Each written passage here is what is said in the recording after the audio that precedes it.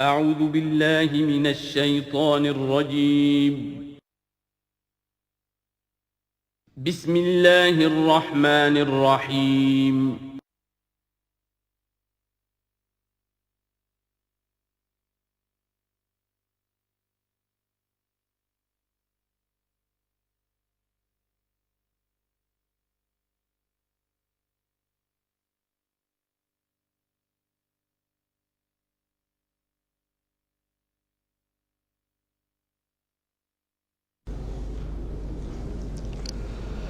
اعوذ باللہ من الشیطان الرجیم بسم اللہ الرحمن الرحیم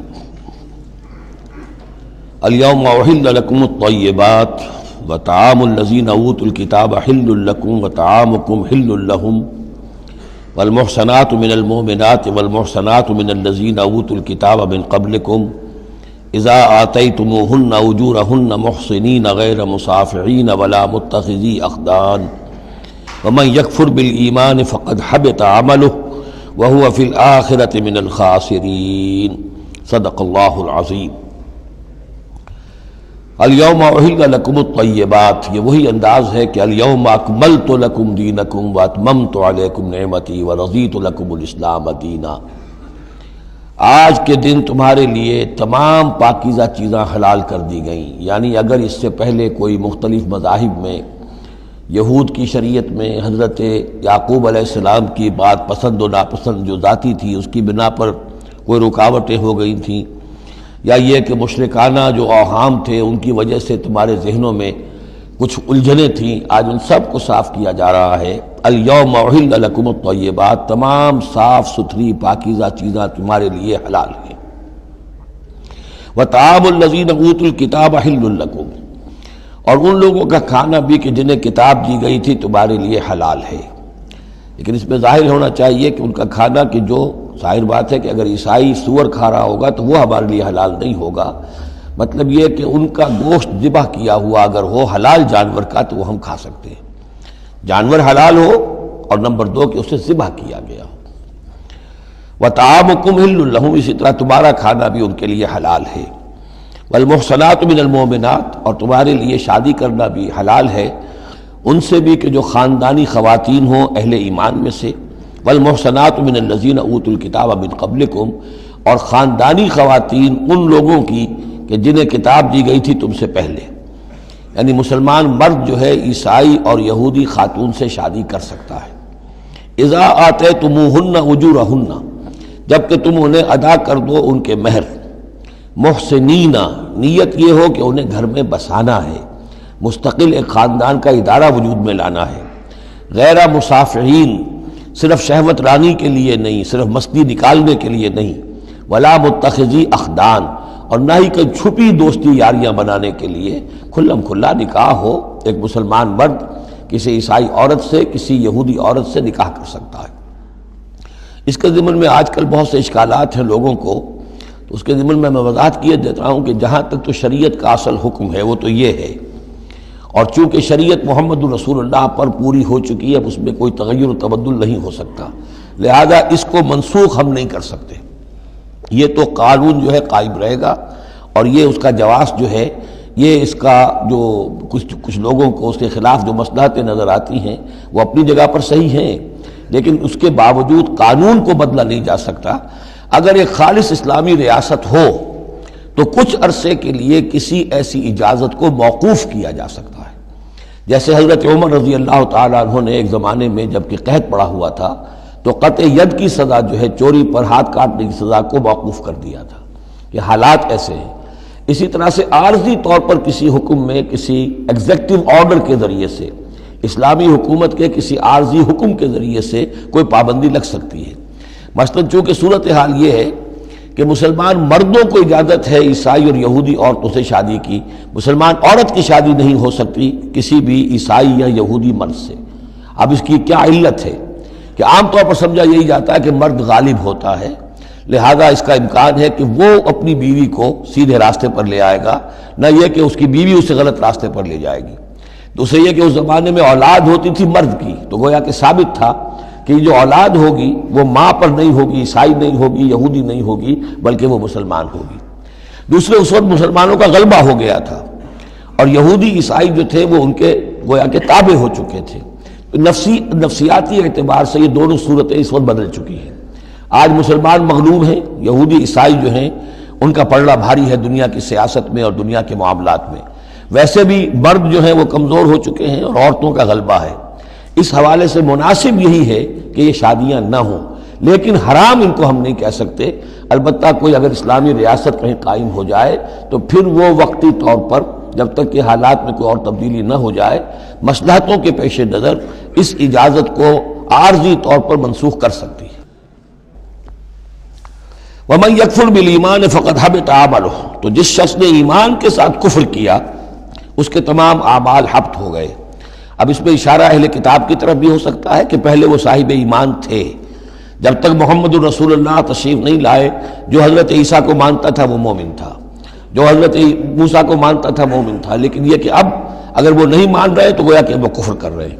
اور دوسری یہ کہ کوئی شخص ایمان کا مدعی ہو کر ایسی حرکتیں کرے کہ جو کہ کافرانہ ہے تو اس کے تمام اعمال حبط ہو جائیں گے. وَهُوَ فِي الْآخِرَةِ مِنَ الْخَاسِرِينَ، اور آخرت میں وہ ہوگا بڑے خسارہ پانے والوں میں. یا ایھا الذین آمنوا اذا قمتم الی الصلاۃ، اہل ایمان جب تم کھڑے ہو ارادہ کرو قصد کرو نماز کا، فاغسلوا وجوہکم وایدیکم الی المرافق، تو دھو لیا کرو اپنے چہرے بھی اور اپنے دونوں ہاتھ بھی کہنیوں تک. وامسحوا برؤوسکم، اور اپنے سروں پر مسح کر لیا کرو. وارجلکم، اور دھو لیا کرو اپنے پاؤں کو بھی الی الکعبین، ٹخنوں تک. یہ ارجلکم اور ارجلکم دونوں قرأتیں ہمارے ہاں بھی ہیں، مستند قرأتوں میں ہیں. اہل تشیع جو ہے ویسے اس کو مستقل ارجلکم پڑھتے ہیں اور ان کے نزدیک یہ مسح کے ساتھ ہے. وامسحوا برؤوسکم وارجلکم، مسح کر لیا کرو اپنے سروں پر بھی اور پیروں پر بھی. لیکن یہ کہ ہمارے اہل سنت کے نزدیک یہ ارجلکم ہے، اور اس میں چونکہ الی الکعبین کا آ گیا اضافہ، اگر صرف مسح ہوتا تو اس میں کوئی حد بیان کرنے کی ضرورت نہیں تھی. لہذا الی الکعبین کے اضافے سے وہ بالکل اس کے مساوی ہو گیا ہے الی المرافق. جیسے ہاتھوں کو دھونا ہے کوہنیوں تک، ایسے ہی پاؤں کو دھونا ہے ٹخنوں تک. وَإِن كُنتُمْ جُنُبًا فَطَّهَّرُوا، اور اگر تم حالت جنابت میں ہو تو پھر تم اور زیادہ پاکی حاصل کرو، یعنی غسل کرو، پورے جسم کا غسل کرو. وَإِن كُنتُمْ مَرْضَىٰ أَوْ عَلَىٰ سَفَرٍ، اور اگر تم بیمار ہو یا سفر پر ہو. اور جاء أَحَدٌ مِّنكُم مِّنَ الْغَائِطِ، یا کوئی تم میں سے کسی نشیبی جگہ سے ہو کر آئے. عام طور پر قضاء حاجت کے لیے لوگ نشیبی جگہوں پر جاتے تھے. اور لامستم النساء، یا تم نے عورتوں سے مقاربت کی ہو. فلم تجدوا ماء، اور تم نہ پاؤ پانی. فتیمموا صعیدا طیبا، تو ارادہ کرو پاک مٹی کا. فامسحوا بوجوہکم وایدیکم منہ، تو اس سے اپنے چہروں اور ہاتھوں کو مل لو. ما یرید اللہ لیجعل علیکم من حرج، اللہ یہ نہیں چاہتا کہ تم پر کوئی تنگی کرے. پانی نہیں ہے تو مٹی سے. ولکن یرید لیطہرکم، لیکن یہ ضرور چاہتا ہے کہ وہ تمہیں پاک کرے. ولیتم نعمتہ علیکم، اور تم پر اپنی نعمت کا اتمام فرمائے. لعلکم تشکرون، تاکہ تم شکر کا حق ادا کر سکو. واذکروا نعمت اللہ علیکم ومیثاقہ الذی واثقکم بہ. اب دیکھیے ایک میثاق وہ تھا کہ جو بنی اسرائیل سے لیا گیا، اب یہ میثاق اہل ایمان سے ہو رہا ہے. یہ سورت شروع ہوئی ہے یا ایھا الذین آمنوا سے. اور یاد رکھنا اپنے اس میثاق کو، اپنی اس نعمت کو جو تم پر ہوئی ہے اللہ کی طرف سے، اور وہ میثاق جو اس نے تم سے باندھ لیا ہے، جس میں اس نے تمہیں باندھ لیا ہے. واثقکم بہ اذ قلتم سمعنا واطعنا، جب تم نے کہا سمعنا واطعنا. سورہ بقرہ کی آخری آیت کہاں ختم ہوئی تھی؟ سمعنا واطعنا، آخری سے پہلی غفرانک ربنا والیک المصیر. جو مسلمان بھی کہتا ہے سمعنا واطعنا، گویا کہ وہ ایک میثاق میں، ایک بہت گاڑھے معاہدے کے اندر اللہ کے ساتھ بندھ گیا. اب اسے اللہ کی شریعت کی پابندی کرنی ہے.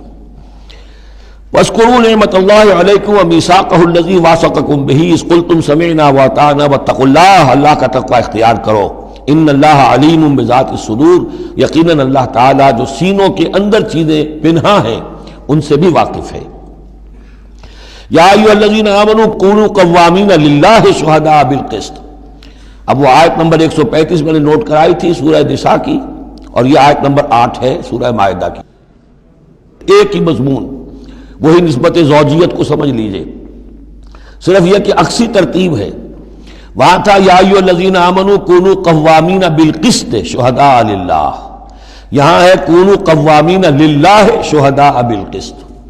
ایک حقیقت تو میں نے اس وقت بیان کر دی تھی کہ گویا کہ معلوم ہوا کہ اللہ اور قسط مترادف ہے. اللہ کے لیے کھڑے ہو جاؤ، قسط کے لیے کھڑے ہو جاؤ، اللہ کے گواہ بن جاؤ، قسط کے گواہ بن جاؤ. تو گویا کہ اللہ اور قسط یہ مترادف ہے.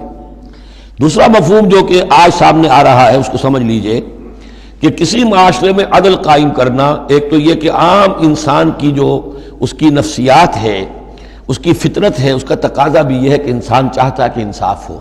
آج پوری نوع انسانی انصاف کی تلاش میں گھوم رہی ہے. بادشاہت سے نجات حاصل کی تھی، جمہوریت کی طرف آئے تھے کہ غلامی سے نجات ملے، انصاف ہونا چاہیے، انسان پر حاکم بن کر بیٹھ جائے، یہ تو کوئی حق نہیں ہے کسی کو.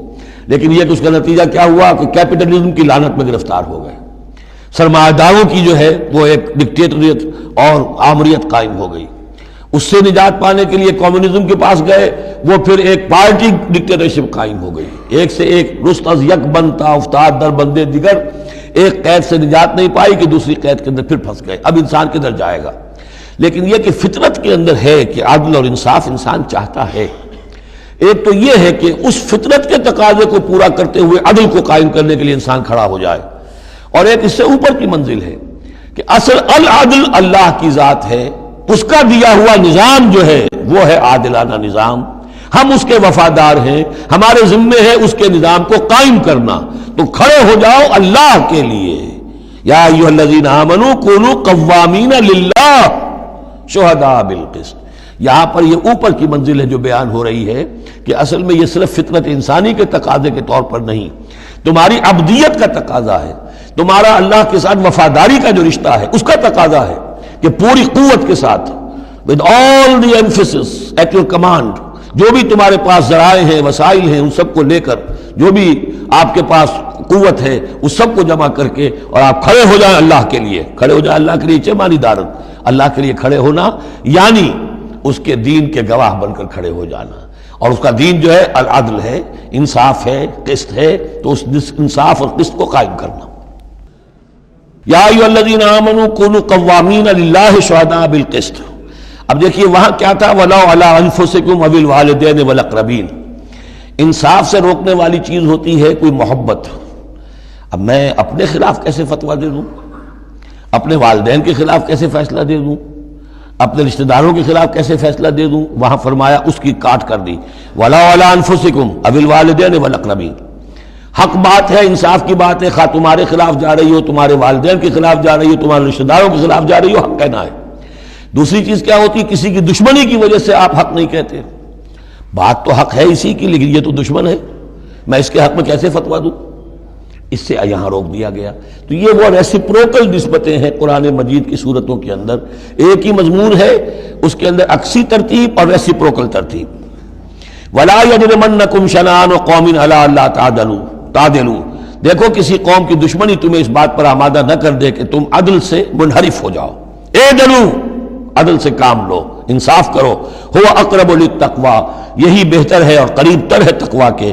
واتقوا اللہ ان اللہ خبیر بما تعملون. اور اللہ کا تقوی اختیار کرو، اور جو کچھ تم کر رہے ہو اللہ اس سے باخبر ہے. اب اس میں ظاہر بات ہے بار بار میں نہیں کہہ سکتا یہ جو بار بار آتا اللہ دیکھ رہا ہے، اللہ باخبر ہے، کیا مانی؟ ہر ایک کا حساب تم سے لے گا، ہر ایک کی جواب دہی تمہیں کرنی پڑے گی. تمہارا کوئی عمل، تمہارا کوئی قول اس کے علم سے خارج نہیں ہے، لہذا ہر وقت چوکس رہو، چوکنے رہو. وعد اللہ الذین آمنوا وعملوا الصالحات لہم مغفرۃ واجر عظیم. ہاں اللہ تعالیٰ کا وعدہ ہے ان لوگوں سے جو ایمان لائیں اور نیک عمل کریں کہ ان کے لیے مغفرت بھی ہے، اجر عظیم بھی ہے. والذین کفروا وکذبوا بآیاتنا اولئک اصحاب الجحیم. اور جو لوگ کہ انکار کریں اور جھٹلا دیں ہماری آیات کو، وہ ہیں جہنم والے، آگ والے. یا ایھا الذین آمنوا اذکروا نعمت اللہ علیکم اذ ہم قوم ان یبسطوا الیکم ایدیہم. اہل ایمان ذرا یاد کرو اس اللہ کے انعام کو جب کہ قوم نے ارادہ کیا تھا کہ تمہارے خلاف اقدام کریں، بڑھائیں اپنے ہاتھ تمہارے خلاف. یہ غزوہ احزاب کے بعد جو ہے وہ ایک جو بھی کوششیں ہوئیں، بہت سے لوگ ابھی پیچ و تاب کھا رہے تھے کفار میں سے کہ آپ پھر دوبارہ جائیں، لیکن ایسے حالات اللہ تعالیٰ نے پیدا کر دیے، ان کے دلوں پر ایسا رعب پڑ گیا تھا غزوہ احزاب کے بعد کہ پھر جرأت ہو نہیں سکی. اس کو اللہ تعالیٰ اپنے انعام کی حیثیت سے یہاں اس کا ذکر فرما رہے. اذ ہم قوم ان یبسطوا الیکم ایدیہم. جبکہ ایک قوم نے ارادہ تو کیا تھا کہ وہ اپنے ہاتھ پھیلائیں تمہاری طرف بڑھائیں تمہارے اوپر زیادتی کرنے کے لیے، تم پر فوج کشی کے لیے، فکف ایدیہم عنکم، تو اللہ تعالیٰ نے ان کے ہاتھوں کو روک دیا تم سے۔ اور اس میں خاص اشارہ صلح حدیبیہ کی طرف ہے۔ صلح حدیبیہ کے وقت بھی بہت ہی پیچ و تاب کھا رہے تھے قریش، اور وہ ہر صورت کے اندر ان کے نوجوان جو تھے ان کا خون کھول رہا تھا، لیکن یہ کہ بالآخر یوں سمجھیے کہ سینٹی پریویلڈ، اور انہیں یہ سمجھ میں آ گیا کہ اس وقت ہم مسلمانوں کا مقابلہ نہیں کر سکیں گے، اور اللہ تعالیٰ نے گویا کہ ان کے ہاتھوں کو روک لیا۔ فکف ایدیہم عنکم وعلی اللہ فلیتوکل المؤمنون، اہل ایمان کو تو اللہ ہی پر توکل کرنا چاہیے۔ وَلَقَدْ أَخَذَ اللَّهُ مِيثَاقَ بنی اسرائیل، اب یہ بنی اسرائیل کی تاریخ کے کچھ واقعات آ رہے ہیں۔ وَلَقَدْ أَخَذَ اللَّهُ مِيثَاقَ بنی اسرائیل، اور جس طرح اے مسلمانوں آج تم سے میثاق لیا گیا ہے اور تمہیں اللہ نے جکڑ لیا ہے، باندھ لیا ہے شریعت کے میثاق میں، اسی طرح اللہ تعالیٰ نے بنی اسرائیل کا میثاق بھی لیا تھا۔ وَبَعَثْنَا مِنْهُمُ اثْنَيْ عَشَرَ نَقِيبًا، اور ان میں ہم نے اٹھا دیے تھے، مقرر کر دیے تھے 12 نقیب، 12 قبیلے تھے، ہر قبیلے میں حضرت موسیٰ علیہ السلام نے ایک نقیب مقرر کیا۔ یہی ہم نے اپنے اسرے کے ناظرین کے لیے نقیب کا لفظ یہیں سے اختیار کیا ہے۔ حضور نے بھی 12 نقیب مقرر کیے تھے انصار میں، 9 جو ہیں خزرج میں سے اور 3 اوس میں سے۔ وقال اللہ انی معکم، اور اللہ نے فرمایا تھا ان سے میں تمہارے ساتھ ہوں، یعنی میری مدد، میری تائید، نصرت تمہارے شامل حال رہے گی۔ لئن اقمتم الصلاۃ وآتیتم الزکاۃ، اگر تم نے نماز کو قائم رکھا اور زکوٰۃ ادا کرتے رہے، وآمنتم برسلی، اور میرے رسولوں پر تم ایمان لاتے رہے، آئیں گے پے بپے آئیں گے۔ حضرت موسیٰ کے بعد سے لے کر تو 1400 برس تک تار ٹوٹا ہی نہیں، پھر ذرا سا وقفہ 600 برس کا ہوا، پھر حضور تشریف لائے۔ آمنتم برسلی وعزرتموہم، اور ان کی تم مدد کرتے رہو گے، واقرضتم اللہ قرضا حسنا، اور اگر تم اللہ کو قرض حسنا دیتے رہو گے، اپنے مال خرچ کرتے رہو گے اللہ کے دین کے لیے، لأکفرن عنکم سیئاتکم، تو میں لازماً دور کر دوں گا تم سے تمہاری برائیوں کو، ولأدخلنکم جنات تجری من تحتہا الانہار، اور میں لازماً داخل کروں گا تمہیں ان باغات میں جن کے دامن میں ندیاں بہتی ہوں گی۔ فمن کفر بعد ذلک، تو جس نے بھی کفر کیا اس کے بعد، منکم تم میں سے، فقد ضل سواء السبیل، تو وہ تو سیدھے راستے سے بہت بھٹک کر رہ گیا۔ فَبِمَا نَقْضِهِمْ مِيثَاقَهُمْ لَعَنَّاهُمْ، بس ان کے اپنے اسی عہد کو توڑنے کے باعث ہم نے ان پر لعنت فرمائی۔ یہ لعناہم جو میں نے وہاں پر محذوف قرار دیا تھا، یہاں پر وہ واضح آ گیا۔ فَبِمَا نَقْضِهِمْ مِيثَاقَهُمْ لَعَنَّاهُمْ، ہم نے ان کے اسی میثاق کو توڑنے کے پاداش میں ان پر لعنت فرمائی۔ وَجَعَلْنَا قُلُوبَهُمْ قَاسِيَةً، اور ان کے دلوں کو سخت کر دیا۔ ثُمَّ قَسَتْ قُلُوبُكُمْ فَهِيَ كَالْحِجَارَةِ أَوْ أَشَدُّ قَسْوَةً یحرفون الکلم عن مواضعہ، وہ کلام کو اس کے اصل مقام سے ہٹاتے ہیں۔ ونسوا حظا مما ذکروا بہ، اور وہ جو کچھ کہ ان کو دیا گیا تھا نصیحت کے طور پر، ہدایت کے طور پر، اس کے اکثر حصے کو بھول گئے یا اس سے فائدہ اٹھانا انہوں نے چھوڑ دیا۔ ولا تزال تطلع علی خائنۃ منہم، اور اے نبی آپ ہمیشہ ان کی طرف سے خیانت کی اطلاعیں پاتے رہیں گے۔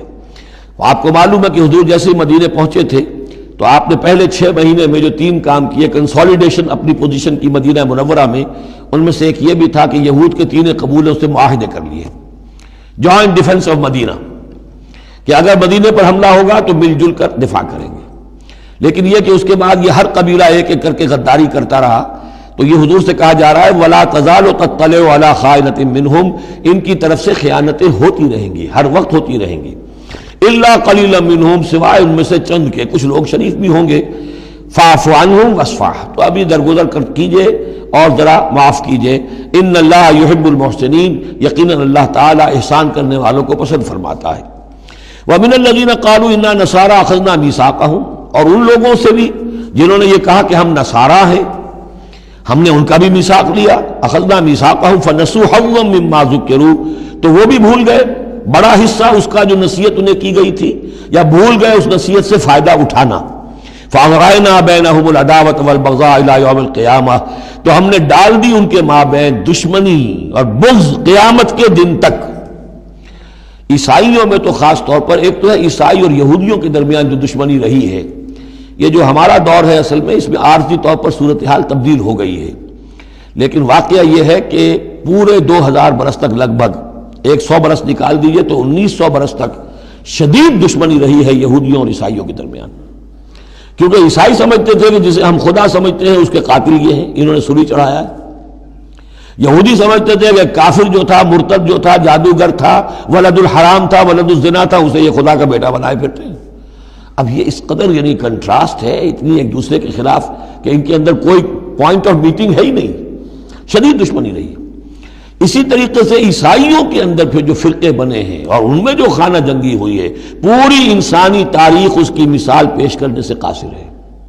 ایک اتنی موٹی کتاب لکھی ایک صاحب نے، لندن میں ہے، بلڈ آن دی کراس، صلیب پر خون، وہ جو کتاب ہے وہ بتاتی ہے، میں حیران رہ گیا پڑھ کر، ہم لوگ نہیں واقف ہیں ان کی تمام چیزوں سے، یورپ میں جو کچھ ہوتا رہا ہے عیسائیوں کے فرقوں کے مابین، کیتھولکس اور پروٹیسٹنٹس کے درمیان، اس کی ہلکی سی جھلک اب بھی آئرلینڈ میں نظر آتی ہے۔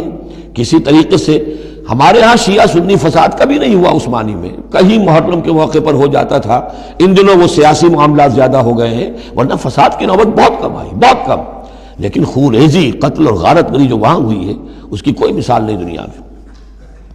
فَأَغْرَيْنَا بَيْنَهُمُ الْعَدَاوَةَ وَالْبَغْضَاءَ إِلَى يَوْمِ الْقِيَامَةِ، ہم نے ڈال دی ان کے مابین دشمنی اور بغض قیامت تک کے لیے۔ وَسَوْفَ يُنَبِّئُهُمُ اللَّهُ بِمَا كَانُوا يَصْنَعُونَ، اور پھر اللہ تعالیٰ جتلا دے گا انہیں قیامت کے دن جو کچھ وہ کرتے رہے تھے۔ یا اہل الکتاب قد جاءکم رسولنا، اب یہ وہی انداز ہے جو سورہ نساء کے آخر میں تھا، اے کتاب والو، قد جاءکم رسولنا، آ گیا ہے تمہارے پاس ہمارا رسول صلی اللہ علیہ وسلم، یبین لکم کثیرا مما کنتم تخفون، جو ظاہر کر رہا ہے تم پر اکثر وہ چیزیں جو تم چھپا رہے تھے، من الکتاب، کتاب میں سے، ویعفو عن کثیر، ابھی بہت سی چیزوں سے تو درگزر بھی کر رہا ہے، تمہارے سارے بھانڈے نہیں پھوڑے اس نے۔ قد جاءکم من اللہ نور و کتاب مبین، آ چکا ہے تمہارے پاس اللہ کی طرف سے نور بھی اور روشن کتاب بھی۔ یہ مقام قرآن کا ایسا ہے کہ یہاں نور سے مراد احتمال میں حضور کی شخصیت بھی ہو سکتی ہے۔ وہاں میں نے کہا تھا انزلنا الیکم نورا مبینا، نازل کر دیا ہے تمہاری طرف ایک روشن نور، وہاں اس سے مراد قرآن بنتا ہے، اس لیے کہ حضور کے لیے لفظ انزلنا یہ صحیح نہیں، اس پر منطبق نہیں ہو سکتا بعثت کے لیے۔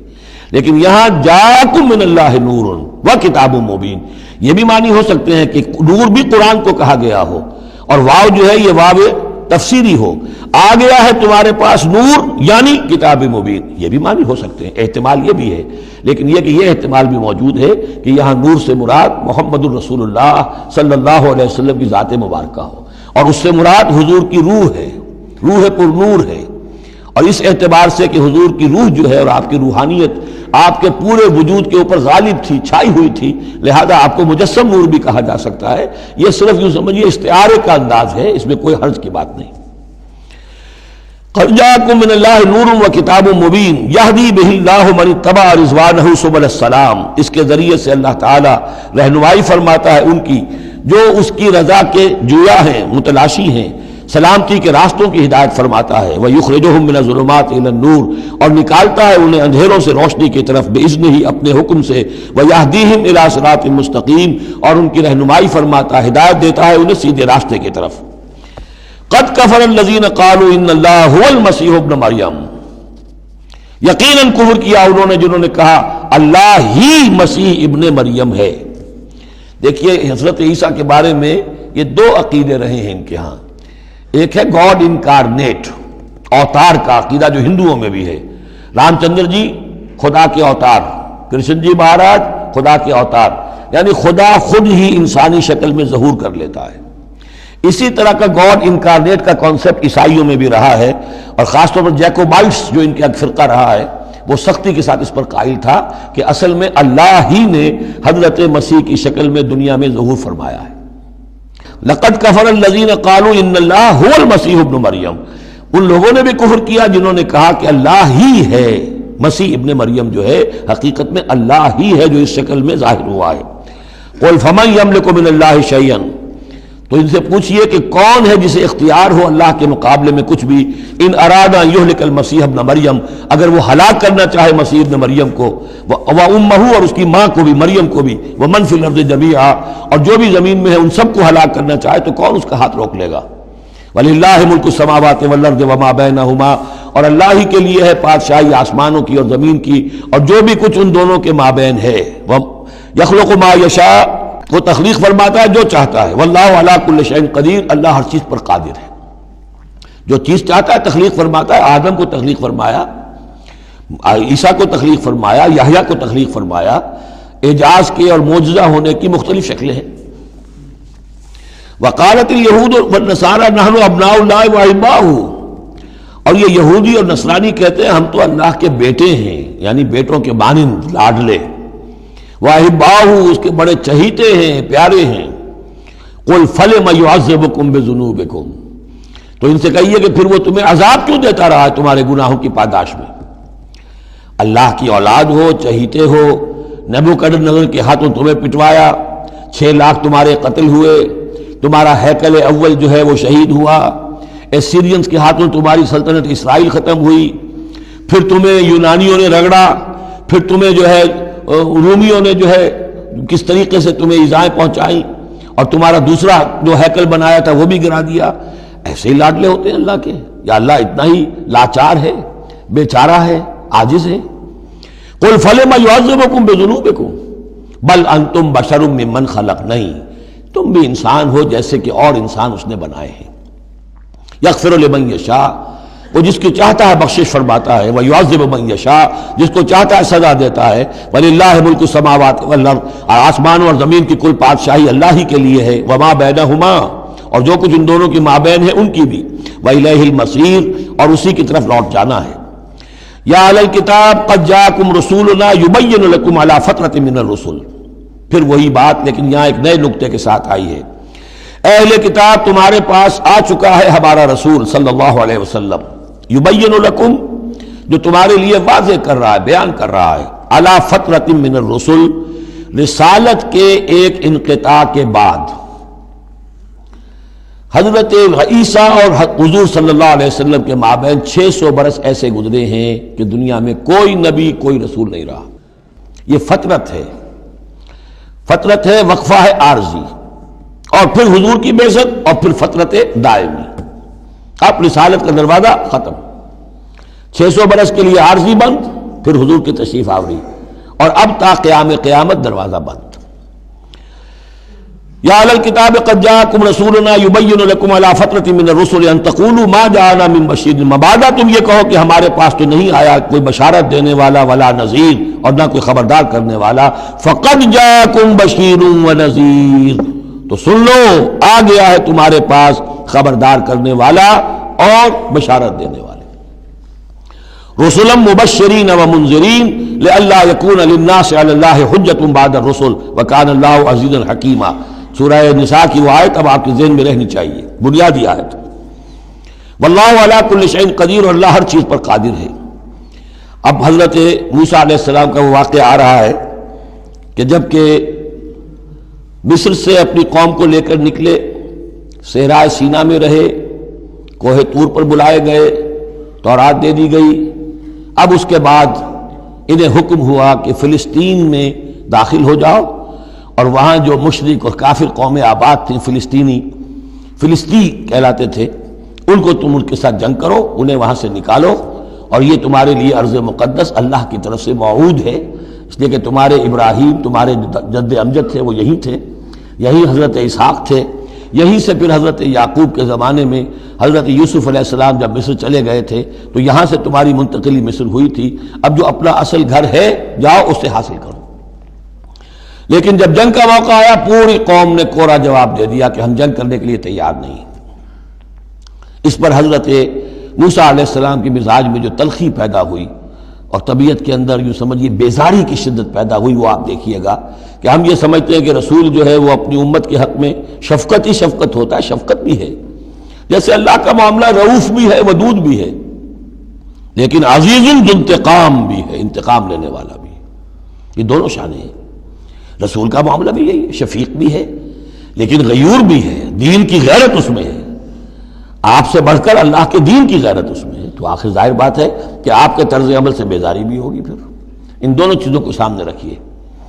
اور یہ بات ذرا میں عرض کر دوں، تھوڑی سا نکتہ ہے سمجھنے کا، کہ چونکہ اس قوم کو اب تک بہت سا تجربہ ہوا تھا معجزوں کا، پیاس لگی تو ہم سورہ بقرہ میں پڑھ آئے ہیں، ایک ضرب لگی چٹان پر 12 چشمے پھوٹ گئے، کوئی محنت تو کرنی نہیں پڑی، بھوک لگی من و سلوہ نازل ہو گیا، دھوپ لگی سائبان جو ہے وہ ابر کا سائبان ساتھ ساتھ چل رہا ہے، سمندر راستے میں آیا پھٹا، اس نے راستہ دے دیا۔ تو اس سے یہ بھی کہا جا سکتا ہے کہ اس لاڈ پیار کی وجہ سے بگڑ گئے تھے، اور یہی حکمت ہے کہ حضور کی پوری زندگی میں آپ کو اس طرح کا کوئی معجزہ نظر نہیں آتا۔ مسلمانوں جو کرنا ہے اپنی جان دے کر، ایثار سے، قربانی سے، محنت سے، مشقت سے، بھوک جھیل کر، فاقے برداشت کر کے کرو۔ یہ بہت اہم نکتہ ہے، سمجھ لیجیے۔ یہ عادی ہو گئے تھے۔ وَإِذْ قَالَ مُوسَىٰ لِقَوْمِهِ يَا قَوْمِ اذْكُرُوا نِعْمَةَ اللَّهِ عَلَيْكُمْ إِذْ جَعَلَ فِيكُمْ أَنْبِيَاءَ وَجَعَلَكُمْ مُلُوكًا، اور یاد کرو جب کہ موسیٰ نے کہا اپنی قوم سے، میری قوم کے لوگوں، اور تورات سے معلوم ہوتا ہے بک آف ایکسوڈس جو ہے 6 لاکھ کی نفری تھی ان کی جب یہ نکلے ہیں مصر سے، اب ان میں بوڑھے بھی، بچے بھی اور عورتیں بھی، ان کو نکال دیجئے تو کم سے کم 1 لاکھ تو ہوں گے کہ جو ایسے لوگ ہوں کہ جو جنگ کی صلاحیت رکھتے ہوں، اور نیچے جائیے برسبیل تنزل تو 50,000 تو ہوں گے، لیکن ان کا حال کیا ہوا وہ دیکھ لیجئے۔ یا قوم اذکروا نعمت اللہ علیکم، میری قوم کے لوگوں اللہ کے اس انعام کا احساس کرو جو تم پر ہوا ہے۔ اذ جعل فیکم انبیاء، جبکہ تمہارے اندر اس نے نبی اٹھائے، یعنی خود میں نبی ہوں، میرے بھائی ہارون نبی ہیں، حضرت موسیٰ نبی تھے، حضرت یوسف نبی تھے جو آئے تھے، وجعلکم ملوکا، اور تمہیں بادشاہ بنایا ہے۔ بادشاہ بنایا ہے تو ظاہر بات ہے اس وقت تک اگرچہ ان کی بادشاہت تو قائم نہیں ہوئی تھی، ہو سکتا ہے یہ پیشین گوئی ہو کہ جو بتائی جا رہی ہو کہ آئندہ تمہیں اللہ تعالیٰ زمین کی سلطنت بھی اور خلافت بھی دینے والا ہے، جیسے کہ حضرت داؤد اور حضرت سلیمان کے زمانے میں ہوئی۔ ایک رائے یہ بھی ہے کہ چونکہ حضرت یوسف کے زمانے میں انہیں بڑا اقتدار حاصل ہو گیا تھا، بادشاہ تو نہیں تھے لیکن یہ کہ واقعتاً بادشاہوں کے بھی، جن کو کہتے ہیں کہ پیرزادے ہونے کے اعتبار سے بادشاہوں کے بھی مخدوم تھے اور ممدوح تھے، تو شاید اس کی طرف اشارہ ہو۔ وَآتَاكُم مَّا لَمْ يُؤْتِ أَحَدًا مِّنَ الْعَالَمِينَ، اور تمہیں وہ ساری چیزیں دیں جو پوری دنیا میں تمام جہان والوں میں کسی کو نہیں دی۔ یا قوم ادخلوا الارض المقدسۃ التي كتب اللہ لکم، اے میری قوم کے لوگوں اب داخل ہو جاؤ اس ارض مقدس میں، اس فلسطین میں جو اللہ نے تمہارے لیے لکھ دی ہے، اللہ کا فیصلہ ہے، تمہیں ملے گی۔ ولا ترتدوا على ادبارکم، اور اب اپنی پیٹھوں کے بل نہ واپس نہ پھرنا، فتنقلبوا خاسرین، اگر ایسا کرو گے تو خسارے میں رہو گے۔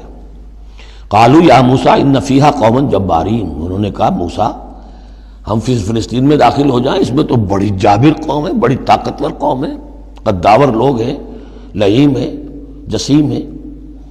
ان فیہا قوما جبارین وانا لن ندخلها حتی یخرجوا منها، ہم اس زمین میں داخل نہیں ہوں گے، اپنے قدم نہیں بڑھائیں گے جب تک کہ وہ وہاں سے نکل نہ جائیں۔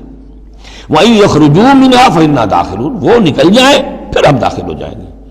قَالَ رَجُلَانِ مِنَ الَّذِينَ يَخَافُونَ، کہا 2 اشخاص نے کہ جو خوف رکھتے تھے اللہ کا بھی، انعم اللہ علیہما، اللہ نے بھی ان پر انعام کیا تھا۔ یہ 2 شاگرد تھے جو قریبی صحابی یا حواری تھے حضرت موسیٰ کے۔ یوشع ابن نون تو وہ ہے کہ جو پھر ان کے بعد جانشین بھی ہوئے، اور گمان غالب یہی ہے کہ وہ نبی بھی تھے، اور دوسرے تھے کالب بن یفنہ۔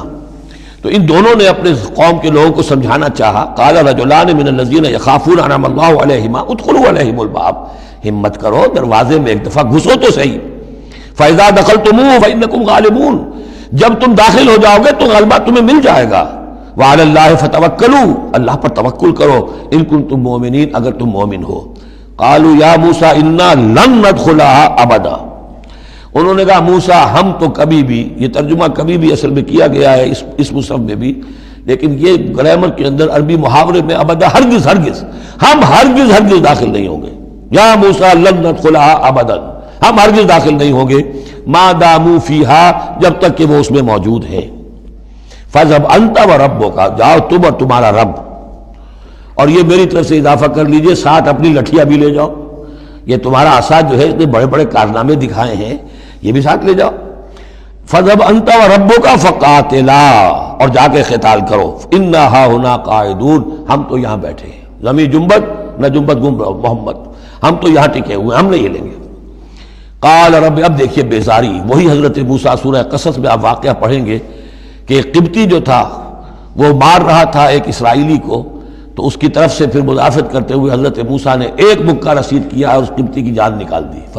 فوقظہ موسیٰ فقضا علیہ، اس وقت اتنی محبت اپنی قوم سے، اور اب کیا حال ہے؟ قال رب انی لا املک الا نفسی واخی، انہوں نے عرض کیا پروردگار مجھے تو اختیار نہیں ہے سوائے اپنی جان کے اور اپنے بھائی ہارون کی جان کے، ففرق بیننا، باقی یہ پوری قوم انکار کر رہی ہے تو اب تفریق کر دے، علیحدہ کر دے، جدائی ڈال دے ہمارے مابین، وبین القوم الفاسقین، اور ان ناہنجار لوگوں کے درمیان، میں اب ان کے ساتھ رہنا نہیں چاہتا۔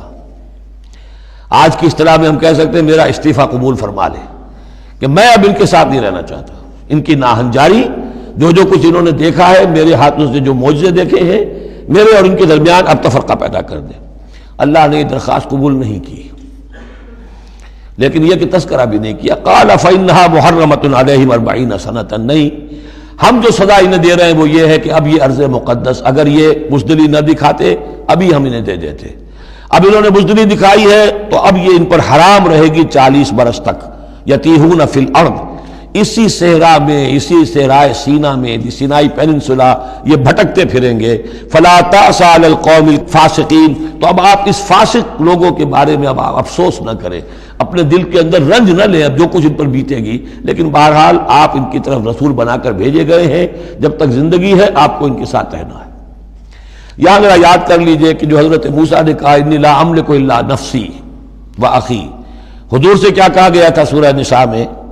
فقاتل فی سبیل اللہ لا تکلف الا نفسک وحرض المؤمنین، اے نبی آپ اللہ کی راہ میں قتال کیجئے، آپ پر ذمہ داری نہیں ہے سوائے اس کے کہ آپ کی اپنی جان ہے، اور آپ اہل ایمان کی جتنی تحریض، ترغیب، تشویق، جتنے ان کے ایمان کے جذبات کو اپیل کرنا ممکن ہے کیجئے بس۔ وَاتْلُ عَلَيْهِمْ نَبَأَ ابْنَيْ آدَمَ بِالْحَقِّ، اب یہ معاملہ ہو رہا ہے قتل ناحق کے سلسلے میں، ملک میں فساد مچانے کے سلسلے میں، چوری ڈاکے کے سلسلے میں، کیا ان کی اہمیت ہے، کیا اس کے پھر سزائیں ہیں۔ وَاتْلُ عَلَيْهِمْ نَبَأَ ابْنَيْ آدَمَ بِالْحَقِّ، اور اے نبی ان کو پڑھ کر سنائیے آدم کے دو بیٹوں کی کہانی یا قصہ حق کے ساتھ، اِذْ قَرَّبَا قُرْبَانًا، جبکہ ان دونوں نے قربانی پیش کی، ایک حابیل قابیل، اور ایک ان میں سے گنریے کا کام کرتے تھے، بھیڑیں بکریاں چراتے تھے، ایک کاشتکار تھے، تو دونوں نے کچھ اپنی جنس لے کر آئے اور دوسرے جو ہے وہ کچھ اپنے کوئی جانور لے کر آئے، اللہ کے لیے نذر کے طور پر پیش کیا۔ فَتُقُبِّلَ مِنْ أَحَدِهِمَا وَلَمْ يُتَقَبَّلْ مِنَ الْآخَرِ، تو ان میں سے ایک کی بھی جو قربانی تھی قبول کر لی گئی اور دوسری کی قبول نہیں کی گئی۔ یہ کیسے معلوم ہوا؟ یہ میں بتا چکا ہوں آپ کو کہ اس وقت کا معاملہ یہ تھا کہ قربانی کی قبولیت کی علامت یہ ہوتی تھی کہ آسمان سے ایک شعلہ سا نیچے اترتا تھا اور وہ اس کو بھسم کر دیتا تھا، گویا کہ اللہ نے قبول فرما لی۔ قال لأقتلنک، اب جس کی یہ قبول نہیں ہوئی تھی اس نے کہا اپنے بھائی سے جس کی قبول ہو گئی تھی، حسد کی آگ میں جل کر میں تمہیں قتل کر دوں گا۔ قال انما يتقبل اللہ من المتقین، انہوں نے کہا بھائی جان اس میں میرا کیا قصور ہے، یہ تو اللہ تعالیٰ کا قاعدہ ہے، قانون ہے، وہ صرف متقیوں ہی سے قبول کرتا ہے۔ لئن بسطت الی یدک لتقتلنی، اگر آپ اپنا ہاتھ بڑھائیں گے مجھ پر، چلائیں گے مجھے قتل کرنے کے لیے، ما انا بباسط یدی الیک لیقتلک، تو بھی میں اپنا ہاتھ نہیں چلاؤں گا، نہیں بڑھاؤں گا کہ آپ کو قتل کروں، یعنی یہ ایک طرفہ قتل ہوگا آپ کا۔ انی اخاف اللہ رب العالمین، مجھے تو اللہ کا خوف ہے جو تمام جہانوں کا پروردگار ہے۔ انی ارید ان تبوء باسمی و اسمک، اور پھر میں چاہتا ہوں کہ اگر آپ مجھے قتل کر ہی دیں، اس انتہا تک پہنچ ہی جائیں، تو آپ اپنے گناہ کا بھی بوجھ اپنے سر لیں، میرے گناہ کا بھی بوجھ لیں، جو ناحق مقتول ہے اس کے تو گویا کہ تمام گناہ اس قاتل نے اپنے سر پر لے لیے، تو میرے تو گھاٹے کا سودا نہیں ہے۔ What do I stand to lose؟ آخر میری کوئی خطائیں ہیں، میری کوئی غلطیاں ہیں، کوئی گناہ میں نے کیے ہوں گے، اگر آپ ناحق مجھے قتل کریں گے تو میرے ان تمام گناہوں کا وبال آپ کے سر آ جائے گا، تو میرے تو کوئی نقصان والی بات نہیں۔ انی ارید ان تبوء باسمی و اسمک فتکون من اصحاب النار، اور یہ ہوگی سخت ترین سزا میری طرف سے آپ کو کہ پھر آپ ہو جائیں گے جہنمی، وذالک جزاء الظالمین، اور یہی بدلہ ہے ظالموں کا۔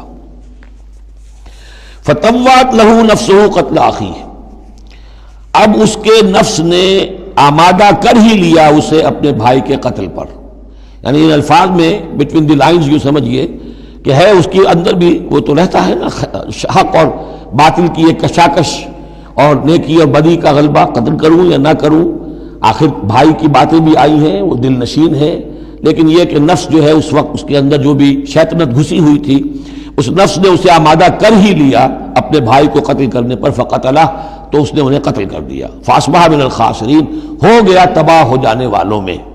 فبعث اللہ غرابا یبحث فی الارض، یہ پہلا خون ہے جو نسل آدم میں ہوا ہے۔ تو اللہ تعالیٰ نے کوے کو بھیجا، وہ زمین کو کرید رہا تھا۔ اب اسے قابل کو یہ سمجھ میں نہیں آ رہا تھا کہ میں کیا کروں، ابھی لاش جو ہے بھائی کی، اس کو کیسے ڈسپوز آف کروں۔ تو اللہ تعالیٰ نے ایک کوے کو بھیج دیا، وہ زمین میں جیسے آپ کو معلوم ہے چونچے مارتا ہے، اس میں سے کچھ دانے نکالتا ہے، وہ دیکھا، یبحث فی الارض لیریہ، تاکہ اللہ اسے دکھا دے کیف یواری سوءۃ اخی، کہ اپنے بھائی کی لاش کو کیسے چھپائے۔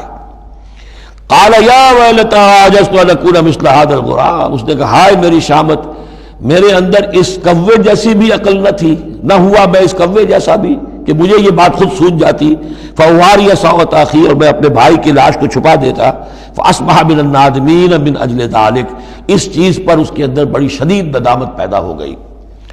کتبنا علی بنی اسرائیل، اجل ذلک دونوں طرف لگتا ہے، من اجل ذلک کتبنا علی بنی اسرائیل، اور ہم نے اسی بنا پر بنی اسرائیل پر یہ بات لکھ دی تھی، قتل ناحق ہم نے تورات میں لکھ دیا تھا کہ یہ اتنی بری شے ہے کسی ایک انسان کا قتل کرنا بھی۔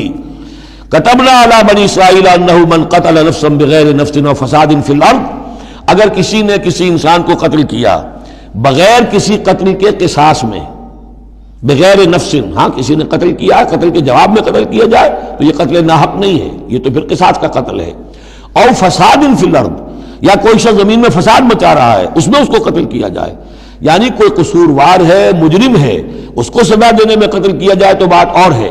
کسی بے قصور انسان کو اگر قتل کر دیا گیا فکأنما قتل الناس جميعا، تو یہ ایسے ہے جیسے کہ اس نے تمام انسانوں کو قتل کر دیا، پوری نوع انسانی کو۔ کیوں کہ تمدن کی جڑ کٹ گئی، احترام جان، احترام مال، یہ بنیاد ہے تمدن کی۔ ومن احیاھا، اور جس نے ایک انسان کی جان بچا لی، فکأنما احیا الناس جميعا، تو گویا کہ اس نے پوری نوع انسانی کو بچا لیا۔ وَلَقَدْ جَاءَتْهُمْ رُسُلُنَا بِالْبَيِّنَاتِ، ان کے پاس ہمارے رسول آئے تھے واضح نشانیاں اور تعلیمات لے کر۔ ثُمَّ إِنَّ كَثِيرًا مِّنْهُمْ بَعْدَ ذَلِكَ فِي الْأَرْضِ لَمُسْرِفُونَ، لیکن اس کے بعد بھی ان میں سے بہت سے لوگ ہیں کہ جو زمین میں اسراف اور فساد اور دسترازی کرتے پھر رہے ہیں۔ انما جزاء الذین یحاربون اللہ ورسولہ، اب یہ وہ آ رہی ہے محاربے کی آیت ہے۔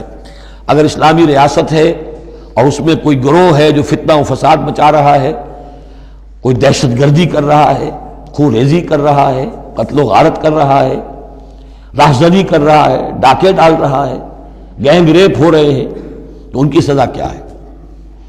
انما جزاء الذین یحاربون اللہ ورسولہ، لیکن یہ اسلامی ریاست کی ہے جس میں اسلامی قانون نافذ ہوں۔ اصل میں سزائیں بھی جو ہے وہ اسی معاشرے میں جس میں کہ باقی سارا اسلام کا نظام بھی قائم ہو، ورنہ نظام یہ ہو جھوٹی گواہیاں دینے والے موجود ہوں، ایمان فروش موجود ہوں، ججوں کو خریدا جا سکتا ہو، اور اس میں یہ سخت قوانین بنا دیے جائیں، تو پھر اس سے جو نتائج نکل رہے ہیں وہ بجائے یہ کہ شریعت کو کوئی نیک نامی ملے، شریعت بدنام ہوتی ہے الٹی۔ تو پورا نظام، جیسا کہ میں نے کہا تھا کہ لا جو ہے، قانون، وہ سسٹم کو سبسرو کرتا ہے۔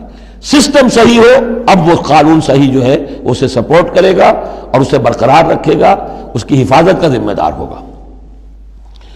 انما جزاء الذین یحاربون اللہ ورسولہ، یقیناً بدلہ ان لوگوں کا کہ جو محاربہ کرتے ہیں، چیلنج کرتے ہیں اللہ کو اور اس کے رسول کو، یعنی اسلامی ریاست کو، ویسعون فی الارض فسادا، اور زمین میں وہ فساد مچاتے پھرتے ہیں، ان یقتلوا، کہ انہیں قتل کیا جائے، بلکہ یقتلوا نہیں ہے، یقتلوا، ان کے ٹکڑے کیے جائیں، تقتیل، یقتلوا تقتیلا، اور یسلبوا، یا انہیں سولی چاہا جائے، اور تقطع ایدیہم وارجلہم من خلاف، یا ان کے ہاتھ اور پاؤں مخالف سمتوں سے کاٹا جائے، ایک ہاتھ کاٹ دیا جائے، ایک پاؤں کاٹ دیا جائے، اور ینفوا من الارض، یا انہیں ملک بدر کر دیا جائے، ذالک لہم خزی فی الدنیا، یہ تو ہے ان کے لیے دنیا کی زندگی میں رسوائی، وَلَهُمْ فِي الْآخِرَةِ عَذَابٌ عَظِيمٌ، اور آخرت میں ان کے لیے مزید بہت بڑا عذاب ہے۔ إِلَّا الَّذِينَ تَابُوا مِن قَبْلِ أَن تَقْدِرُوا عَلَيْهِمْ، سوائے اس کے کہ جو لوگ توبہ کر لیں اس سے پہلے کہ تم ان پر قابو پاؤ۔ ایک تو یہ ہے کہ توبہ کر لی ہے، ابھی وہ ڈاکو پکڑے نہیں گئے، پکڑے جانے سے پہلے توبہ کر رہے ہیں، اس میں رعایت کی گنجائش ہے۔ لیکن جب پکڑے گئے اب توبہ کا دروازہ بند ہو گیا. الا الذین تابوا من قبل ان تقدروا علیہم، سوائے ان کے کہ جو توبہ کر لیں اس سے پہلے کہ تم ان کے اوپر قابو پاؤ. فاعلموا ان اللہ غفور الرحیم، تو ان کے ساتھ نرمی کی جا سکتی ہے، تو جان لو کہ اللہ تعالیٰ غفور اور رحیم ہے.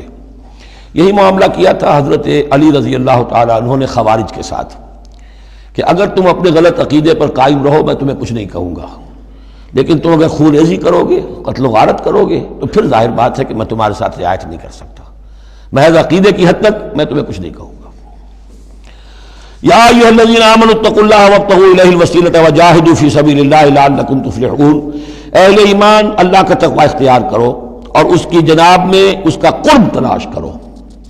اس لفظ نے بھی کافی لوگوں کو پریشان کیا ہے. وسیلے کا لفظ اردو میں آتا ہے تو ذریعے کے معنی میں آتا ہے. وسیلہ ذریعہ، کسی تک پہنچنے کا ذریعہ، سفارش کے لیے کسی کو وسیلہ بنا لیا، کسی کو ذریعہ بنا لیا. عربی میں وسیلہ کے یہ معنی نہیں ہے.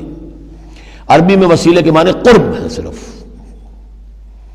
بدقسمتی سے بعض تو الفاظ ایسے ہیں کہ جو عربی میں ان کا مفہوم بالکل کچھ اور ہے، اردو میں کچھ اور ہے. بعض ایسے ہیں کہ کچھ تھوڑا تھوڑا فرق ہے.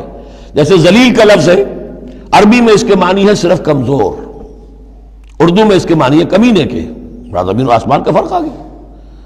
جیسے کہ ہم پڑھ آئے ہیں وَلَقَدْ نَصَرَكُمُ اللَّهُ بِبَدْرٍ وَأَنْتُمْ أَذِلَّةٌ، اے مسلمانوں یاد کرو اللہ نے تمہاری مدد کی تھی بدر میں جبکہ تم بہت کمزور تھے. اب اگر وہاں ذلیل کا ترجمہ اردو والا کر دیا جائے تو پھر ہمارے ایمان کے لالے پڑ جائیں گے. اسی طریقے سے عربی میں جہل کے معنی جو ہے وہ جذباتی ہونا ہے، ان پڑھ ہونا نہیں. پڑھے لکھے جاہل ہو سکتے ہیں، جذباتی ہیں، اکھڑ ہے، اکھڑ مزاج کے لوگ ہیں. وہ غیر عالم کو جاہل نہیں کہتے، لیکن اردو میں جاہل کہتے ہیں جو ان پڑھ ہو. اسی طریقے سے یہ لفظ وسیلہ ہے، اس کا جو اصل مفہوم ہے قرب. اہل ایمان اللہ کا تقوی اختیار کرو نمبر 1. وابتغوا الیہ الوسیلہ، نہیں آگے بڑھو، اس کا قرب تلاش کرو، تقرب، اس سے نزدیک ہو جاؤ، قریب سے قریب ہو جاؤ. لیکن اس تقرب کا ذریعہ کیا ہوگا؟ وجاہدوا فی سبیلہ لعلکم تفلحون، اس کی راہ میں جہاد کرو تاکہ تم فلاح پاؤ. اس سے بات بالکل کھل گئی. تقوی اور تقرب اللہ کے لیے جہاد. تقوی شرط لازم ہے. پہلے تو یہ کہ جو حرام چیزیں ان سے آپ بچیں، جن چیزوں سے روک دیا گیا ہے ان سے رک جائیں، اور اللہ کی نافرمانی جو ہے اس سے باز آ جائیں. اب اس کے بعد اس کی طرف آگے بڑھنا چاہتے ہیں، تقرب حاصل کرنا چاہتے ہیں، اس کی راہ میں جہاد کیجیے. ان الذین کفروا لو ان لهم ما فی الارض جميعا ومثلہ معه، وہ لوگ جنہوں نے کفر کیا اگر ان کے پاس ہوتی وہ ساری دولت کی جو زمین میں ہے کل کی کل، اور اتنی ہی اور بھی ہوتی، لیفتدوا بہ من عذاب یوم القیامہ، کہ وہ اس کے ذریعے سے فدیہ دے کر چھوٹ سکے قیامت کے دن کے عذاب سے. ما تقبل منہم، وہ ان سے ہرگز قبول نہیں کی جائے گی. یہ بھی تعلیق بالمحال ہے، نہ ایسا ہوگا نہ ممکن ہے. لیکن یہ کہ آخری درجے میں اس کو بیان کر دینا کہ اگر اتنی دولت بھی ہو تب بھی اللہ کے ہاں وہ فدیہ جو ہے قبول نہیں ہوگا. وَلَهُمْ عَذَابٌ أَلِيمٌ، اور ان کے لیے تو دردناک عذاب ہے. يُرِيدُونَ أَن يَخْرُجُوا مِنَ النَّارِ وَمَا هُمْ بِخَارِجِينَ مِنْهَا، وہ چاہیں گے کہ آگ سے کس طرح نکلے لیکن نکل نہیں پائیں گے. وَلَهُمْ عَذَابٌ مُقِيمٌ، اور ان کے لیے ہوگا قائم رہنے والا عذاب، مسلسل دائم اور قائم. وَالسَّارِقُ وَالسَّارِقَةُ فَاقْطَعُوا أَيْدِيَهُمَا، اور چوری خواہ مرد کرے خواہ چوری کرنے والی عورت ہو، ان دونوں کا ہاتھ کاٹ دو، ایک ایک ہاتھ. ایدیہما، ان کے ایک ایک ہاتھ کاٹ دو.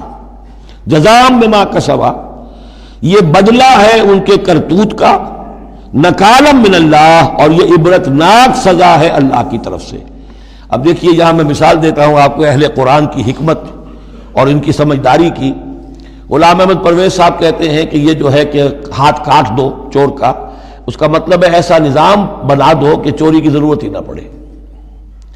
اچھا یہ تو ہم بھی چاہتے ہیں کہ نظام ایسا ہو، کفالت عامہ ہو، کوئی شخص مجبوراً چوری نہ کرے، اس لیے کہ اس کی کفالت کے لیے اگر موجود ہے، وہ ریاست جو ہے اس کی تمام بنیادی ضروریات کی وہ انڈر رائٹ کر رہی ہے، تو اسے چوری کی ضرورت نہیں ہے. ہم بھی چاہیں گے کہ یہ بات ٹھیک ہے، لیکن یہ کہ اس کا مطلب یہ ہے، یہ غلط ہے. لیکن قرآن کس طرح اپنی حفاظت کرتا ہے؟ ایسے نظام کا قائم کرنا عبرت ہوگی، ایسا نظام کا قائم کرنا ان کے کرتوتوں کی سزا ہوگی. قرآن مجید پر اس قسم کا باطل جو ہے حملہ آور نہیں ہو سکتا. دو الفاظ، فَاقْطَعُوا أَيْدِيَهُمَا، ان کے ہاتھ کاٹ دو. جزاء بما کسبا، جو کمائی انہوں نے کی ہے اس کا بدلہ. اچھا جو کمائی انہوں نے کی اس کا بدلہ یہ ہے کہ اچھا نظام قائم کرو. نکالن، نکال کہتے ہیں کہ عبرتناک سزا، نکالن من اللہ، اللہ کی طرف سے عبرت کے لیے. اور یہ اسلام کے اندر جو تعزیرات ہیں اور حدود ہیں اور سزائیں ہیں ان کے لیے لفظ نکال بہت اہم ہے. عبرتناک سزا. اگرچہ شہادت کا قانون بڑا سخت رکھا ہے، شبہ ہو تو ملزم کو چھوڑنے کی ہدایت ہے. جو آج بھی دنیا کے اندر جو اصول ہیں کہ جو بھی ڈاؤٹ ہے اس کا فائدہ جو ہے، شک کا فائدہ وہ ملزم یا ملزم کو جائے گا. لیکن یہ ساری کے باوجود اگر ثابت ہو گیا ہے، اب سزا وہ دو کہ ایک کو سزا ملے اور لاکھوں کی آنکھیں کھل جائیں، تاکہ آئندہ سے پھر یہ جرم کرنے کی ہمت کسی میں نہ ہو. یہ جو ڈیٹرنس ہے، اس طرح کی سزائیں کہ جن سے برائی جو ہے اس کو استحصال معاشرے سے کیا جا سکے، یہی واحد ذریعہ ہے. ورنہ دنیا میں امریکہ جیسی کلچر سوسائٹی کے اندر بھی موسٹ ہینس کرائم موجود ہے، بڑا ہی گھناؤنا جرم موجود ہے. اس لیے کہ اس قسم کی سزائیں ہیں ہی نہیں. لوگ جرم کرتے ہیں، جیل میں رہے، عیش کیا، کچھ دیر کے بعد پھر آئے، پھر جرم کیا، پھر چلے گئے. باہر جا کے کیا کریں گے؟ وہاں تو سرکاری مہمان ہیں. تو یہ سارا فلسفہ جو ہے نتیجہ کہ جرم جو ہے ان کا وہ بڑھتا چلا جا رہا ہے. والسارق والسارقۃ فاقطعوا ایدیہما جزاء بما کسبا نکالا من اللہ واللہ عزیز حکیم. اللہ زبردست ہے، حکمت والا. فمن تاب من بعد ظلمہ واصلح فإن اللہ یتوب علیہ. تو جس نے بھی توبہ کر لی اس کے بعد اپنے ظلم اور اپنے جرم کے پیچھے واصلہ اور اصلاح کر لی تو اللہ قبول کرتا ہے اس کی توبہ کو. ان اللہ غفور الرحیم، یقیناً اللہ غفور الرحیم ہے. لیکن جرم کی سزا دنیا میں ختم نہیں ہوگی. ایک جرم جو کیا ہے وہ جرم ہے دنیا کا، گناہ ہے اللہ کا. جرم کی سزا دنیا میں ملے گی، گناہ کی سزا اللہ نے دینی ہے، اس کو اللہ معاف فرما دے گا اگر توبہ کی ہے. اگر توبہ نہیں کی ہے تو پھر یہ کہ اس کی سزا بھی ملے گی. الم تعلم ان اللہ لہ ملک السماوات والارض، کیا تم جانتے نہیں کہ اللہ ہی کے لیے ہے آسمانوں اور زمین کی بادشاہی. یعذب من یشاء ویغفر لمن یشاء، وہ سزا دے گا جس کو چاہے گا اور بخش دے گا جسے چاہے گا. واللہ علی کل شیء قدیر، اللہ ہر چیز پر قادر ہے. یا ایھا الرسول لا يحزنك الذین یسارعون فی الکفر من الذین قالوا آمنا بافواہہم ولم تؤمن قلوبہم. یہ پھر ذکر آ رہا ہے لیکن یہاں بھی گڑبڑ ہے معاملہ سورہ بقرہ کی طرح. منافقین پر بھی انطباق ہوگا اس کا، اور اہل کتاب کے بھی وہ لوگ جو ان کے طرف کے منافق تھے، جن کا میلان اسلام کی طرف بھی تھا، چاہتے بھی تھے کہ مسلمانوں میں شامل رہے، لیکن وہ اپنے ساتھیوں کو بھی چھوڑنے کو تیار نہیں تھے. تو یہ جو بیچ بیچ میں مذبذبین بین ذالک تھے، یہ دونوں طرف کے لوگ تھے. یا ایھا الرسول لا يحزنك الذین یسارعون فی الکفر، اے رسول صلی اللہ علیہ وسلم نہ غمگین ہو آپ ان لوگوں کی سرگرمیوں سے، بھاگ دوڑ سے کہ جو کفر کے ضمن میں بڑی سرگرمی دکھا رہے ہیں. من الذین قالوا آمنا بافواہہم، ان لوگوں میں سے جو اپنے منہ سے تو کہتے ہیں کہ ہم ایمان رکھتے ہیں، ولم تؤمن قلوبہم، اور ان کے دل ایمان نہیں لائے ہیں. ومن الذین ہادوا، اور اسی طرح کے لوگ یہودیوں میں سے ہیں. سماعون للکذب، یہ بڑے ہی غور سے سنتے ہیں، توجہ سے سنتے ہیں جھوٹ کو. سماعون لقوم آخرین، اور یہ سنتے ہیں کچھ اور لوگوں کے لیے. یعنی ایک تو یہ ہے کہ ان کی جھوٹی باتیں بڑی توجہ سے سنیں گے، شیاطین جو ہیں ان کے، وَإِذَا خَلَوْا إِلَىٰ شَيَاطِينِهِمْ قَالُوا إِنَّا مَعَكُمْ إِنَّمَا نَحْنُ مُسْتَهْزِئُونَ. پھر یہ کہ ان کی طرف سے جاسوس بن کر آئیں گے مسلمانوں کے ہاں کہ یہاں بڑی توجہ سے بات سنتے ہیں تاکہ جا کے رپورٹ کر سکیں آج محمد نے یہ کہا، آج فلاں معاملہ ہوا صلی اللہ علیہ وسلم. تو سماعون لقوم آخرین، اس کے دونوں ترجمے ہو سکتے ہیں کہ اس دوسری قوم کی باتوں کو بڑی توجہ سے سنتے ہیں، یا سنتے ہیں دوسری قوم کے لوگوں کے لیے، انہیں رپورٹ کرنے کے لیے، ان کے اسپائس کی حیثیت سے آ کر. لم یاتوک، جو آپ کے پاس نہیں آتے، یعنی ان کے جو گرو گھنٹال ہیں، ان کے جو لیڈر ہیں، ان کے جو شیاطین ہیں، وہ آپ کے پاس نہیں آتے. یہ جو بین بین کے لوگ ہیں در حقیقت وہ آتے ہیں جن کے ذریعے سے یہ سارا معاملہ جو ہے جاسوسی کا چل رہا ہے. یحرفون الکلم من بعد مواضعہ، وہ کلام کو پھیر دیتے ہیں اس کی جگہ کے اور موقع اور محل کے معین ہو جانے کے بعد. یقولون ان اوتیتم ھذا فخذوہ، وہ کہتے ہیں اگر تمہیں یہ شے مل جائے تو لے لینا. کوئی مقدمہ ہے، وہ لا رہے ہیں حضور کے پاس، پہلے سے طے کر رکھا ہے، اگر تو فیصلہ یہ ہوگا محمد کا ہم قبول کر لیں گا، اگر یہ فیصلہ نہیں کریں گے ہم فیصلہ رد کر دیں گے. اور اسی سے یہ بات سمجھ لیجئے کہ اصل میں فتح مکہ تک جس معنی میں ہم لفظ بولتے ہیں ریاست، اسلامی ریاست، پورے طور پر ایک ہماگیر ریاست پورے طور پر مدینے میں فتح مکہ کے بعد قائم ہوئی ہے، پہلے قائم نہیں ہوئی۔ ورنہ کسی ریاست میں دو جوڈیشل سسٹمز نہیں ہو سکتے، ایک ریاست ایک عدالتی نظام۔ یہ لوگ جب چاہتے تھے حضور کے پاس آ جاتے تھے، جب چاہتے تھے کسی اور یہودیوں کی عدالت میں لے جاتے تھے، تو پیرلل نظام وہاں چل رہے تھے۔ ہماگیر ریاست وحدت کی حیثیت سے، ایک آرگینک ہول کی حیثیت سے یہ فتح مکہ کے بعد قائم ہوئی ہے۔ یقولون ان اوتیتم ھذا فخذوہ، کہتے ہیں کہ اگر یہ فیصلہ ملے تو تم لے لینا، قبول کر لینا۔ وَإِن لَّمْ تُؤْتَوْا فَاحْذَرُوا، اور اگر یہ شہادت تمہیں ملے، نہ فیصلہ ملے، یہ ڈگری نہ تمہارے حق میں جاری کی جائے تو پھر بچ جانا، کترا جانا۔ وَمَن يُرِدِ اللَّهُ فِتْنَتَهُ فَلَن تَمْلِكَ لَهُ مِنَ اللَّهِ شَيْئًا، اور جس کو اللہ تعالیٰ ہی نے فتنے میں مبتلا کرنے کا فیصلہ کر لیا ہو تو تم اس کے لیے اللہ تعالیٰ کے مقابلے میں کوئی مددگار نہ پاؤ گے، کوئی شے نہیں ملے گی۔ اولئک الذین لم یرد اللہ ان یطہر قلوبہم، یہ وہ لوگ ہیں کہ جن کے دلوں کو پاک کرنا اللہ نے چاہا ہی نہیں۔ لم یرد اللہ ان یطہر قلوبہم لہم فی الدنیا خزی، ان کے لیے دنیا میں بھی رسوائی ہے، وَلَهُمْ فِي الْآخِرَةِ عَذَابٌ عَظِيمٌ، اور آخرت میں ان کے لیے دردناک اور بہت بڑا عذاب ہے۔ سماعون للکذب، یہ خوب سنتے ہیں اچھی طرح اور چٹخارے لے لے کر سنتے ہیں جھوٹ کو۔ اکالون للسحت، خوب کھانے والے ہیں پیٹ بھر بھر کر حرام کے۔ فَإِن جَاءُوكَ، پھر اگر یہ آپ کے پاس آئیں، فَحْكُم بَيْنَهُمْ، آپ چاہیں تو ان کا مقدمہ لے اور فیصلہ کریں، او عارض عنہم، آپ چاہیں تو ان کا مقدمہ لینے سے انکار کر دیجیے، کیونکہ نیتیں ان کی نیک نہیں ہیں، وہ آپ کا فیصلہ لینے نہیں آئے، طے کیے بیٹھے ہوئے پہلے سے کہ اگر فیصلہ یہ ہوگا تو قبول کر لیں گے ورنہ ہم لوٹ کے آ جائیں گے۔ تو ایسے لوگوں پر اپنا وقت ضائع کرنا جو ہے اس کو کوئی ضرورت نہیں ہے۔ لیکن یہ کہ اندیشہ یہ ہو سکتا تھا کہ یہ جا کے پروپیگنڈا کریں گے، دیکھو ہم تو گئے تھے محمد کے پاس مقدمہ لے کر، یہ کیسے نبی ہے، رسول ہیں، یہ مقدمے کا فیصلہ کرنے کو تیار نہیں۔ تو یہ جو اندیشہ ہو سکتا تھا اس کی پھر آگے اللہ تعالیٰ کی طرف سے حضور کو اطمینان دلایا جا رہا کہ آپ پرواہ نہ کریں اس اندیشے کی۔